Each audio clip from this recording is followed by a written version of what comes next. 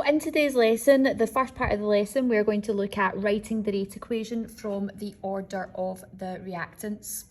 Now the expression that we're wanting to use to write the rate equation is rate is equal to the rate constant, which we represent by the letter K, to the concentration of our reactants. In this case, we have X and Y in the table provided, to the power of the order, which we will work out from the experimental data. So the first thing that we have to do is we have to look at X. I need to decide which two experiments I'm going to compare, and that's where X changes but Y remains the same. So the two experiments I'm going to use is experiment 1 and experiment 2. You want to take the higher concentration, which is experiment 2, 0.06, divided by the lower concentration, which is 0.03. And that tells me that I am doubling the concentration.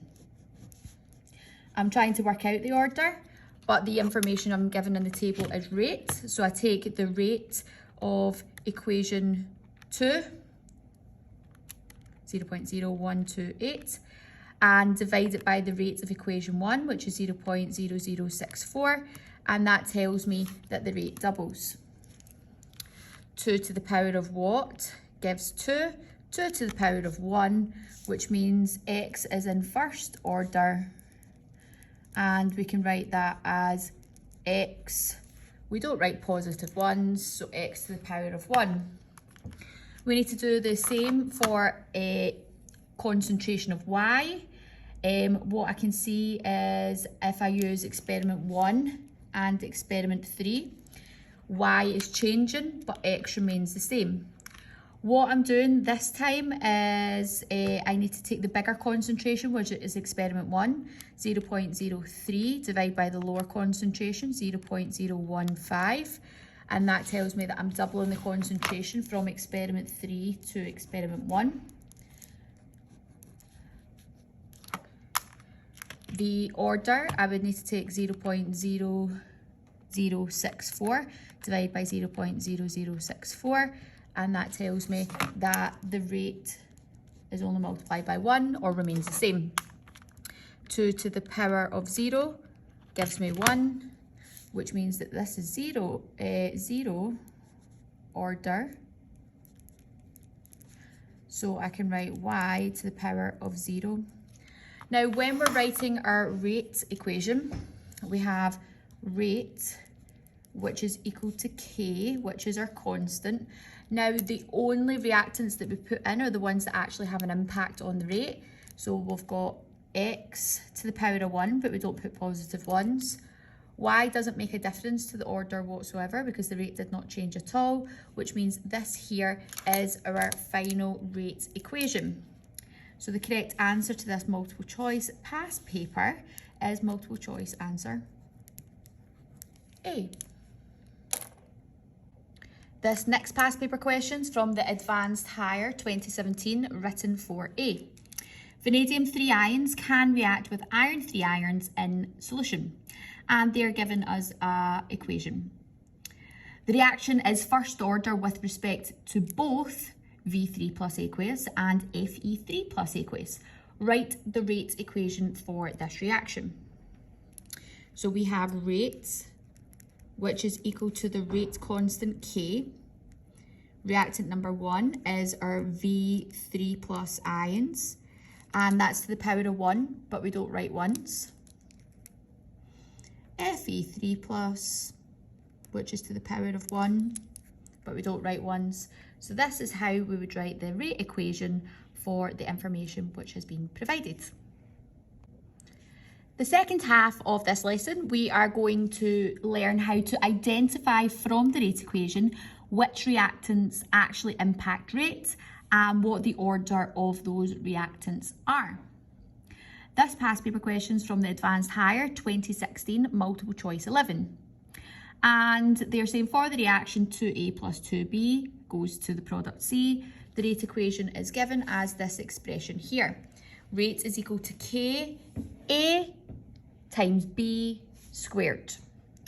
Now, what we have to know about this is that the rate equation is only determined by the slow step, and the slow step if we were to write that down, this is for the slow step, is also known as the rate determining step, which we sometimes abbreviate to RDS. So when you're doing these types of equations, which usually come up in the multiple choice, we're only interested in the first step being the slow step. So A, the first step that they're giving us is a fast step, which is incorrect. B, we've got the slow step as step number 1. And C, we've got the slow step as step number 1. So at the moment, the only potential answers that this could be is B or C, because the first step is always the rate determining step, which is the slow step. What we then have to do is we have to take this rate equation, which we've been given here, and we need to identify the order of the reactants from the power that's provided.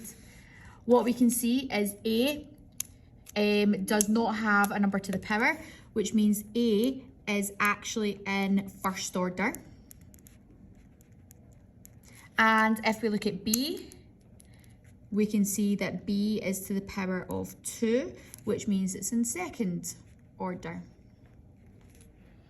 So what we can do is we can change this to the number that we've actually got, which means if we were to write this expression, the slow step would be equal to A, or the concentration of A, plus this here tells us how many B we've got. And in this case, we've got 2B, which would then produce an intermediate, which is X, as this is the slow step. So this here is our final answer. And the multiple choice answer, which shows this is an expression, and then obviously goes on to show us the second step, is multiple choice answer B. So here is a really hard example of how they could ask you this question in the written section. In this question from the Advanced Higher 2017 written 4B, they are giving us two equations. They're giving us the slow step and the fast step for a reaction mechanism. And it asks you to state the order of reaction with respect to Fe3+ when a Cu2+ catalyst is present. Now, a catalyst speeds up the rate of a chemical reaction. But what we're interested in, obviously, is the rate of reaction. Now, we had spoken about the fact that the rate determining step, which is the slow step, is the only thing which has an impact on rate. So rate would be equal to K, and this is the second part to part A, which we went over earlier on, which had told us that vanadium 3+ was in first order. The catalyst would only speed up the rate of the reaction, but doesn't actually have an order. So this here would be the expression that we would have here. We can see that we do not have Fe3+ in the slow step, which is known as the rate determining step. So as a result, the Fe3+ in this reaction mechanism is in 0 order, because it's not found in the rate determining step, which is the slow step, and therefore would have no impact on rate. So your explanation for your 2 marks, first thing that you'd want to write down is that the Fe3+ is in 0 order, or you can write it as 0 order.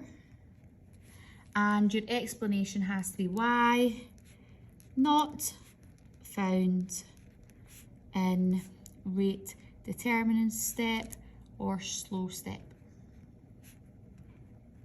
each for 1 mark. This past paper question is from the Advanced Higher 2017 multiple choice 9, and this is a really hard example of having to firstly use the rate equation to work out the order of reactants, and then solve for X, which is an unknown rate given in the table. So what we can see is they have given us the expression rate is equal to Kb to the power of 2. So that tells me that obviously A is not part of the rate equation, which means it will be 0 order. It will have no impact on the rate equation. So what I want to do is I want to take any experiment with B. We're wanting to probably take 1 and 3 for our unknown. We take our higher concentration, which is 0.2, divide by our lower concentration, which is 0.1, to see what we're doing to the concentration. So what I'm doing to the concentration is I'm doubling it. I know that the order of reaction is concentration to the power of order, which I've got here. So it'll be 2 to the power of 2. And when I pop that into my calculator to the power of 2, that means that we should quadruple the rate. So that's multiplied by 4. So if I take the rate of experiment 1, which is given, which is 0.05, and then I times it by 4, because I know that the rate should quadruple, and I pop that into my calculator, 0.05 times by 4, that tells me that the rate of experiment 3 should be 0.2 or 0.20, which is multiple choice answer D.